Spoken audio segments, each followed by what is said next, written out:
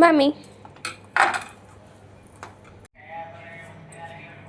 Biryani వండినమ్మా.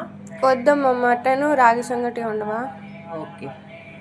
Hi అండి అందరికీ. Mutton curry మరి చిక్కగా కాకుండా మరి పలచగా కాకుండా ఇలా గ్రేవీలా చేసుకొని రాగి సంకట్లో వేసుకొని తింటే చాలా బాగుంటుంది కదా.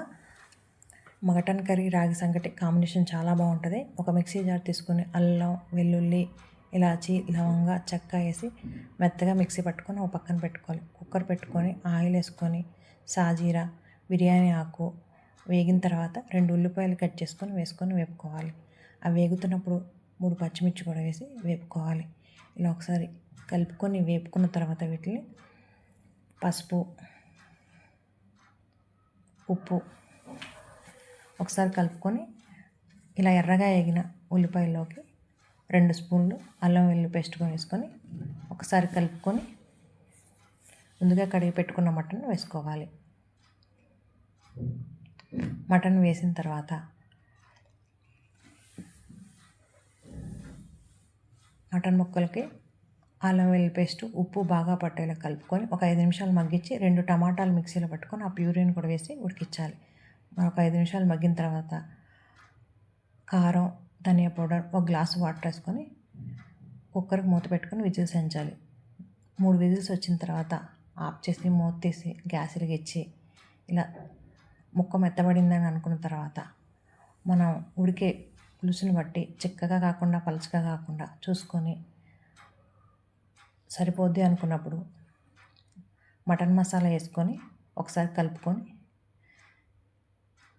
అలా ఉడుకుతున్నప్పుడు కొంచెం కొత్తిమీర కూడా వేసుకొని గ్యాస్ ఆఫ్ చేసుకోవాలి. గ్యాస్ ఆపిన తర్వాత 5 మినిట్స్ అలా వదిలేస్తే మంచి చిక్కటి మటన్ పులుసు రెడీ అయ్యిద్ది. ఇది రాగి సంకటిలోకి చాలా టేస్టీగా ఉంటుంది.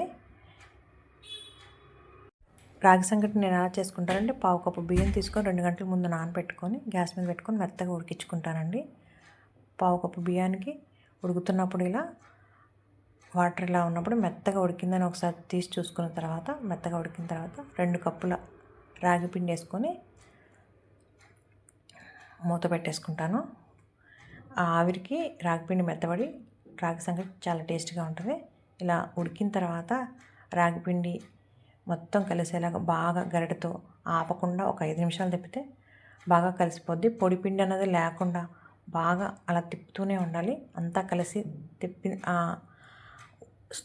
అది కలిసిపోయిన దాని తర్వాత 2 స్పూన్ల నెయ్యి వేసుకొని మూత పెట్టుకోవాలి. కొంచెం మీడియంగా చల్లారిన తర్వాత ఆ రాగి ముద్దను అలా చేసుకుంటే చాలా ఈజీగా వచ్చేసింది. అలా రాగి ముద్ద చేసుకొని రాగి ముద్ద అయిన తర్వాత చిన్న హోల్ పెట్టుకొని